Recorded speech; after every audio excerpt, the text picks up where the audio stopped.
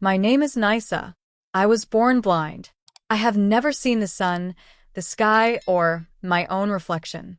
But I have never let my blindness stop me from living my life. As a child, I did not understand that I was different. I played with my toys, listened to my mother's soft lullabies, and felt my father's strong hands guiding me. I did not know what colors looked like, but I knew what warmth felt like. I did not know what a smile looked like, but I knew what happiness sounded like. However, the world was not always kind. When I turned 6, my parents enrolled me in school. I was excited. I wanted to learn. I wanted to make friends. But the first day was harder than I had expected. I walked into the classroom, holding my mother's hand. I could hear children whispering. Someone giggled. Someone said, "She can't see. How will she study?" I felt my heart sink. But I refused to cry. The teacher introduced me. "This is Nisa. She will be your new friend." But no one spoke to me. At lunch, I sat alone. I could hear the other children playing, laughing. No one came to sit with me. That night, I asked my mother, "Why don't they like me?" She squeezed my hand. "They just don't understand you yet. But one day they will." I wanted to believe her. The next few weeks were tough. My classmates did not know how to talk to me. They avoided me. Some even made fun of me. One day, during a reading lesson, the teacher asked me to read. I ran my fingers over the Braille book and read out loud. When I finished, the classroom was silent. Then someone whispered, "She can read with her fingers?" That was the first time they saw me as more than just the blind girl. As time passed, I worked hard to prove myself.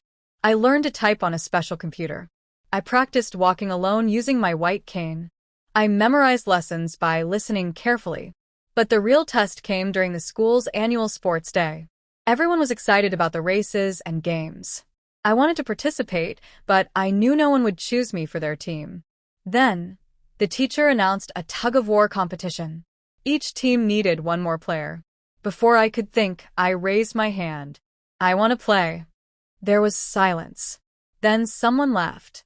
"But you can't see." I clenched my fists. "I don't need to see. I just need to hold the rope and pull." The teacher smiled. "All right, Nisa. Join the team." I felt the thick rope in my hands. My teammates were unsure. But when the game started, I pulled with all my strength. I did not let go. I did not give up. And suddenly we won. For the first time, my classmates cheered for me. Someone patted my shoulder. Someone said, "Wow, you're really strong." That day, everything changed. Slowly, my classmates started talking to me. They asked me how I read, how I walked alone, how I knew where things were. They were curious. They wanted to understand. For the first time, I felt like I belonged. But my journey was far from over. When I was 12, I developed a deep love for mathematics. Numbers made sense to me. I could see them in my mind. I solved problems faster than most students in my class. One day, my teacher announced a school math competition. I wanted to participate. But when I told my classmates, someone said, "Math is hard. Can you really do it without seeing the numbers?" I smiled. "Watch me." I practiced every day. I used a special talking calculator. I memorized formulas. The day of the competition arrived. I sat in the examination hall, my fingers running over the Braille question paper. My heart pounded. I listened to the numbers in my head. And when the results came, I had won first place. I felt proud. Not because I had beaten others, but because I had beaten my own fears. But life was about to test me again. When I turned 15, my father lost his job.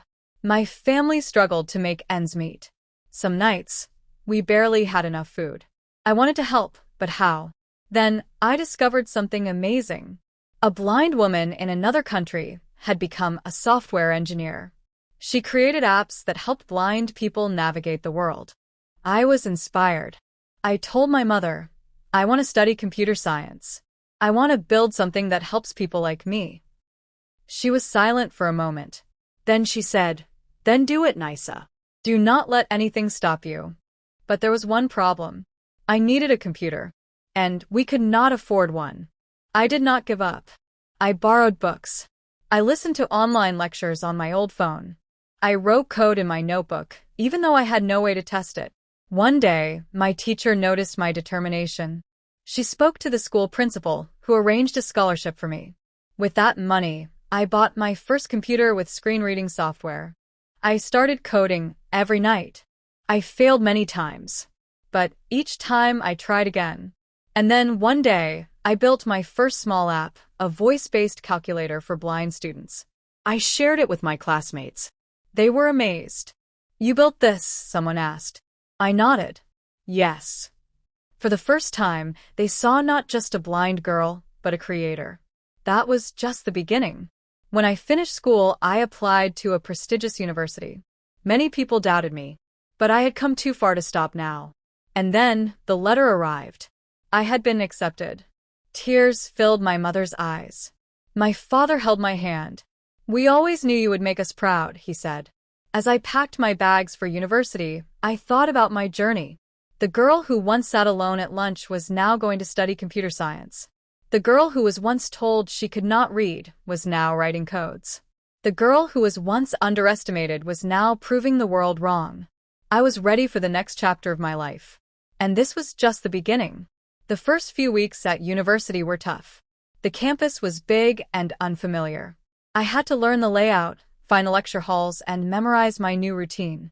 It was hard, but I was determined. I could do this. At first, people didn't approach me. They looked at me with curiosity, but no one said much. I kept to myself, focused on my studies, and made sure to get to know the professors. I used my cane and a special guide dog that helped me navigate the complex paths between buildings. Then one day, something unexpected happened. I was walking toward my computer science class when I bumped into a student. She was holding a stack of books, and they tumbled to the ground. I quickly bent down to help her collect them. "Sorry," I said. "I didn't mean to knock your books over." No, it's my fault," she replied. "I should have been more careful. I should have seen you coming." I could hear the guilt in her voice, but I didn't mind. "It's okay," I smiled. "I just didn't see you either." We both laughed awkwardly, and then she asked, "Are you in the computer science program too?" "Yes," I said. "I'm in the same class." She smiled. "I'm Eva. I think we're in the same group for our project." "Really?" I asked, surprised. "Well, I'm looking forward to working with you." Eva was kind and patient. Over the next few weeks, we worked together on assignments and projects. She helped me navigate the campus, and I showed her how to use special software to help me with coding. As we spent more time together, our friendship grew stronger. Eva became one of the first people to truly see me for who I was, not just as a blind student, but as a person with dreams and ambitions. Despite my newfound friendship, there were still challenges. Every day brought new obstacles. Some professors were not as understanding as others. Some classmates treated me as if I was an inconvenience. But I had learned to push through these challenges. I was determined to prove that I could succeed. One day, my professor asked the class to work on a complex coding project. I sat at my desk, feeling nervous. It was the most difficult task I had ever faced. My hands shook as I typed the first lines of code. But I didn't give up. With every error, I learned. With every bug, I figured out a solution. Eva helped me, of course, but in the end, it was my work. The project was challenging, but as I finished, I felt a sense of pride. I had done it. The project was later presented to the class. When the professor saw my work, he was impressed. "Nisa," he said, "this is exceptional work.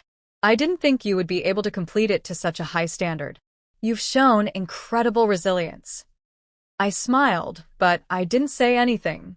Words couldn't describe the feeling I had inside. As the weeks went on, I became more confident in myself. My classmates began to see me in a different light. They no longer viewed me as the girl who couldn't see.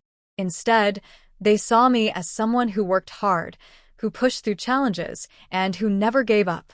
But even as I thrived in my studies, I knew that the real challenge was just beginning. The world outside of university was different.